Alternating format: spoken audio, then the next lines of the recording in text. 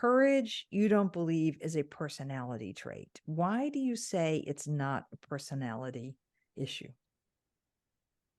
Well, I say it primarily because I don't think there's social science there to show that it is. You know, we've been looking in various ways. We've been looking for a long time to try to understand sort of what the courageous actor looks like.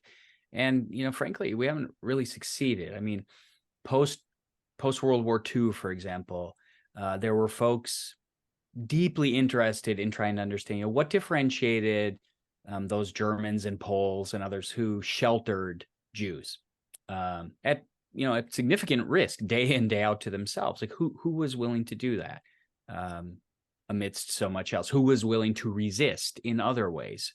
And the truth is, if you read those, I mean, they were very careful extended studies, but when you read them, it's kind of disappointing, because the essence of the conclusion is essentially those who felt responsibility to take action took the action, which is almost a tautology, right? Those like who acts, those who feel compelled to act, which is not a very satisfying explanation of what differentiates us, right?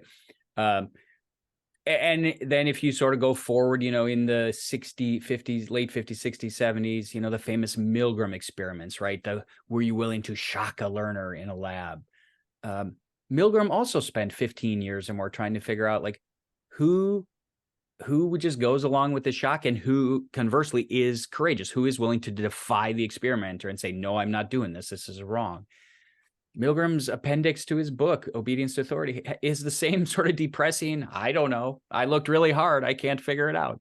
And I've looked, and I just think we don't really know. Now, we can point to some individual differences that on the whole have some influence on, for example, are you more likely to speak up in a meeting?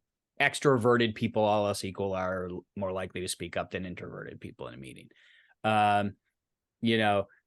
We can talk about like conflict averse people by personality, all else equal, are less likely to do it. The distinction I think is important to make is it's not just who behaves courageously in like work organizations or life. It's actually who behaves with competent courage, right? So the extroverted person might be more likely to sort of, stand up in a meeting and say, well, this is what we should do, and here's why. But we don't have any evidence that the extroverted person is any less likely to offend the boss or offend colleagues or come off as arrogant or uninformed, or in fact, they might come off as more of those things. So, and then we might say, well, the extroverted person speaks up more in general, but does extroversion actually relate to, for example, you watch somebody being harmed and at cost to yourself, you'd have to stick up for that person? We don't have evidence that extroverted people do that. So I just think it would be nice, right? Our search throughout history, we've always wanted to understand like who of us is built to do it. That's a very, very hard thing to predict.